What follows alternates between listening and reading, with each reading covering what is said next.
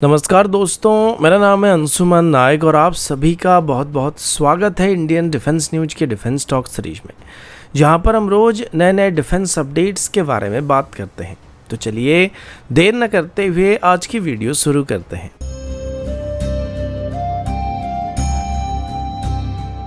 आज की पहली अपडेट लॉइटरिंग मुनिशन की तरफ से है। लॉइटरिंग मुनिशन मॉडर्न वॉरफेयर में एक मेजर वेपन बनते जा रहे हैं और अभी भारत के कई ऐसे डिफेंस फर्म आ चुके हैं जो कि इस तरीके की सिस्टम को बनाने की कोशिश कर रहे हैं।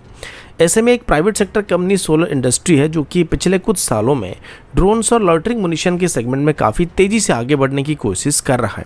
और अभी हमारे पीएम नरेंद्र मोदी जी की तरफ से नागपुर में solar defence and aerospace limited की लॉइटरिंग मुनिशन टेस्ट रेंज का उद्घाटन किया गया है। सोलर ग्रुप की सब्सिडरी इकोनॉमिक एक्सप्लोजिव लिमिटेड की तरफ से महाराष्ट्र गवर्नमेंट के साथ 12,700 करोड़ का एक एमओयू को साइन किया गया है, जिसमें नागपुर में एक mega defence and aerospace project establish किया जाने वाला है। ये फैसिलिटी ड्रोन, यूएवी और counter drone system, energetic material और नेक्स्ट जनरेशन एक्सप्लोजिव की प्रोडक्शन कैपेबिलिटीज को एक्सपेंड करने में मदद करने वाला है। सिर्फ सुइसाइड ड्रोन ही नहीं बल्कि सोलर डिफेंस और इकोनॉमिक एक्सप्लोसिव लिमिटेड अभी एडवांस रॉकेट सिस्टम में भी आगे बढ़ने की कोशिश कर रहे हैं। और अभी फरवरी 2025 में ही डिफेंस मिनिस्ट्री के साथ इकोनॉमिक एक्सप्लोसिव लिमिटेड की तरफ से एक मेजर डील को साइन किया गया था, जिसमें वो इंडियन आर्मी को पिनाका रॉकेट को डिलीवर करने वाले हैं।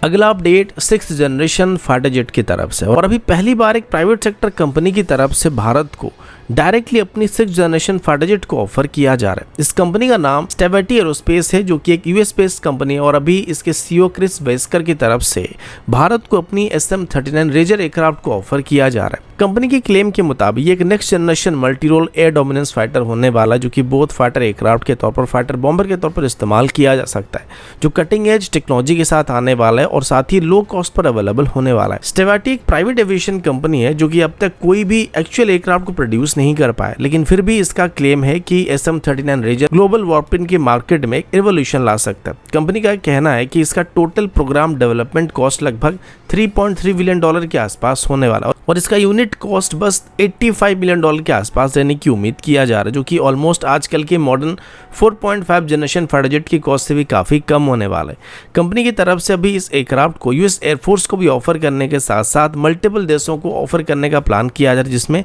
भारत में भी लिस्ट में मौजूद है। SM-39 रेजर को एक नेक्स्ट जनरेशन प्लेटफॉर्म के रूप में बताया जा रहा है जो एयर डोमिनेंस, इंटरसेप्शन और ऑल वेदर स्ट्राइक मिशन को परफॉर्म करने के लिए डिजाइन किया जा रहा है। इसके लिए 2 इंजन ऑप्शन प्रपोज किए जा रहे हैं, जिसमें पहला new thrust E1400 SC 520 variable cycle afterburning turbofan engine होने वाला और दूसरा जनरल इलेक्ट्रिक का एस टर्बोफैन इंजन होने वाला है। इन दोनों में से कोई भी इंजन को इसमें इस्तेमाल किया जा सकता है। कंपनी का क्लेम है कि ये जेट मार्क 4+ की स्पीड को हासिल कर सकता है, साथ ही स्टेल्थ कैपेबिलिटीज और AI ड्रिवन एवियोनिक्स सिस्टम के साथ आने वाला है, जो इसको दुनिया का सबसे फॉर्मिडेबल फाइटर जेट की लिस्ट में शामिल करने वाला है। लेकिन अभी तक कंपनी की तरफ से इस जेट की कोई भी मॉडल या प्रोटोटाइप को डेवलप नहीं किया जा सका है, जो उनकी इस एम्बिशियस क्लेम पर भरोसा करना थोड़ा मुश्किल बना रहा है। स्टेवर्टी का नाम पहली बार एविएशन की इंडस्ट्री में तकरीबन 1 डेकेड पहले आया था, जब इसने फ्यूचरिस्टिक एयरक्राफ्ट डिजाइन जैसे कि SM-39 रेजर, जेवलिन ट्रेनर और मर्सिडीज अटैक प्लेन के ग्लॉसी रेंडरिंग वगैरह रिलीज किया था। लेकिन उनमें से एक भी एयरक्राफ्ट अभी तक रियलिटी में बन नहीं पाया, जिस वजह से स्टेवर्टी को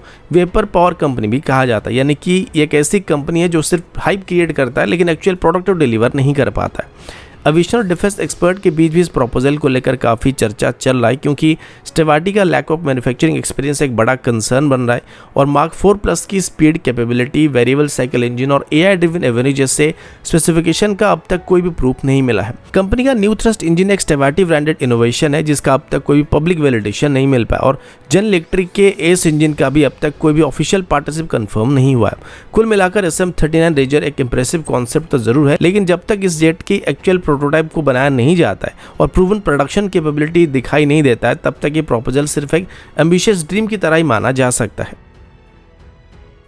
अगला अपडेट इंडियन नेवी की तरफ से है। Naval science and technological laboratory यानी कि NSTL की तरफ से दिए गए डाटा के मुताबिक अभी high endurance autonomous under water vehicle यानी कि HEAV का सफलतापूर्वक लेक ट्रायल कंप्लीट किया जा चुका है। ये ट्रायल व्हीकल के डेवलपमेंट का एक हिस्सा है, जिसमें इसकी फ्लॉलेस परफॉर्मेंस को वहां पे देखने को मिला है। HEAV की तरफ से मल्टीपल टेस्ट रन के दौरान अपनी डायनेमिक्स और सरफेस और समर्ज कंडीशन दोनों को वैलिडेट किया गया है। इसके सोनार और कम्युनिकेशन सिस्टम भी परफेक्ट तरीके से काम करते हुए पाए गए, जो आगे चल के इसको प्रॉमिसिंग नेवल एसेट बना सकता है। HEAV जो कि फिलहाल NSTL विशाखापट्टनम में डेवलप किया जा रहा है ऑटोनोमस अंडर वाटर सिस्टम की फील्ड में एक कटिंग एज एडवांसमेंट को दर्शा रहा है। ये सिर्फ एक अंडर वाटर सर्वेलेंस प्लेटफॉर्म ही नहीं बल्कि इसे anti submarine warfare, mine counter measure जैसे और भी कई तरीके के अंडर वाटर ऑपरेशन में इस्तेमाल किया जा सकता है। इस बार के ट्रायल को एक कंट्रोल्ड लेक एनवायरनमेंट में कंडक्ट किया गया था, जिसमें HAV की ऑपरेशनल कैपेबिलिटीज को डाइवर्स कंडीशन में टेस्ट किया गया। इस टेस्ट के दौरान जो सबसे मेजर पैरामीटर था वो इसकी सोनार और इसकी कम्युनिकेशन सिस्टम की परफॉर्मेंस था।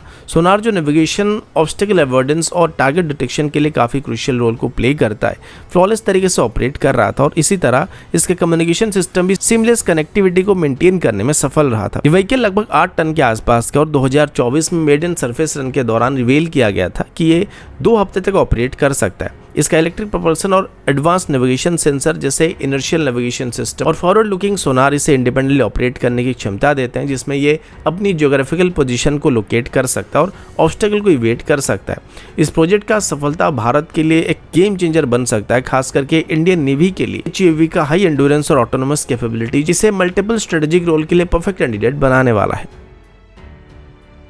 अगला अपडेट एरो इंजन की तरफ से, और अभी हम भारत की इंडिजिनस एरो इंजन डेवलपमेंट के बारे में बात करने वाले हैं। L&T की एरोस्पेस एंड डिफेंस डिपार्टमेंट की हेड जयंत दामोदर पाटिल ने अभी 110 किलोटन क्लास की एरो इंजन की डेवलपमेंट को लेकर एक कंप्लीट इंडिजिनस इंजन को डेवलप करने का प्रपोजल दिया है। पाटिल का मानना है कि L&T और बाकी प्राइवेट सेक्टर कंपनी अन्य बड़े प्लेयर के साथ मिलकर भारत में एक 110 किलोटन क्लास की इंजन को डेवलप किया जा सकता है, लेकिन इसके लिए गवर्नमेंट को सबसे पहले L1 बिल्डर वाला पॉलिसी को साइड में रखना पड़ सकता है। कावेरी इंजन का विकास 1980s में DRDO की गैस टर्बाइन रिसर्च एस्टेब्लिशमेंट यानी कि GTRE की तरफ से तेजस यानी कि लाइट कॉम्बैट एयरक्राफ्ट के लिए शुरू किया गया था, लेकिन कई दशकों की मेहनत के बाद और लगभग 2000 करोड़ इसमें खर्चा करने के बावजूद भी इंजन सिर्फ 75 से 80 किलोटन के आसपास की थ्रस्ट को जनरेट कर पाया था, जो रिक्वायर्ड 90 किलोटन के आसपास की थ्रस्ट है, काफ़ी कम था। आफ्टर बर्निंग इशू, वेट ओवरऑन और टेक्नोलॉजी गैप के कारण से 2014 में इसे तेजस प्रोग्राम से अलग करने का फैसला किया गया था और इंडियन एयरफोर्स की तरफ से तेजस में जेन इलेक्ट्रिक 404 सीरीज के इंजन को इस्तेमाल करने का फैसला किया था। लेकिन मिस्टर पाटिल का कहना है कि असल में कावेरी इंजन अभी फ्यूचर इंजन को डेवलप करने के लिए हमें एक स्ट्रॉन्ग बेस प्रोवाइड कर सकता है और मेट्रोलॉजी, कंप्रेसर डिजाइन और टेस्टिंग इंफ्रास्ट्रक्चर जैसे एरिया में जो एक्सपर्टीज हमको पहले मिला था उसको इस्तेमाल करके हम फ्यूचर इंजन को डेवलप कर सकते हैं। वो अभी तेजस मार्क 2 और एमका के लिए सुइटेबल होने वाले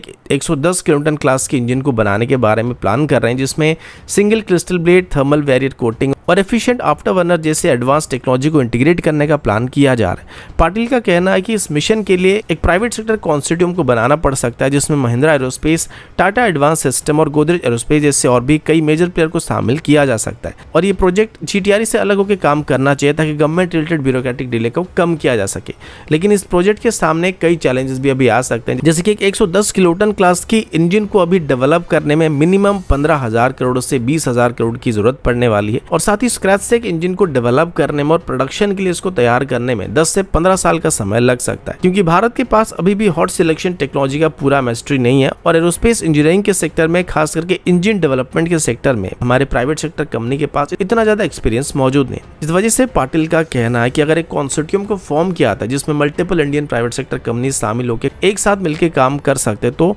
इस तरीके की प्रॉब्लम को सॉल्व किया जा सकता है।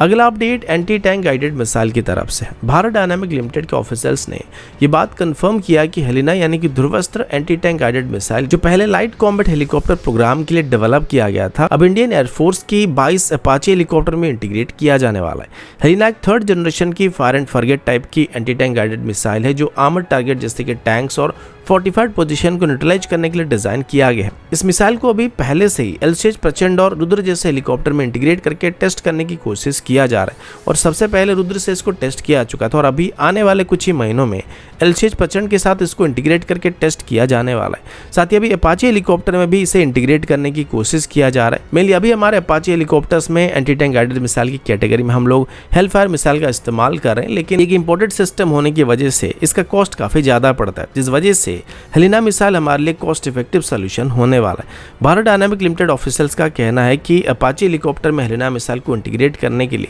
हमें सबसे पहले बोइंग से मदद लेना पड़ सकता है, क्योंकि ये एक इंपोर्टेड सिस्टम है, जिस वजह से इसके मिशन कंप्यूटर के साथ और फायर कंट्रोल रडार के साथ हेलिना मिसाइल को इंटीग्रेट करने में हमको बोइंग से मदद लेना पड़ने वाला है, जिस वजह से इसको लेकर अभी डिस्कशन करना स्टार्ट किया जा चुका है। तो दोस्तों अभी के लिए इतना ही, मिलता हूँ आपसे अगले वीडियो में, तब तक के लिए जय हिंद, वंदे मातरम।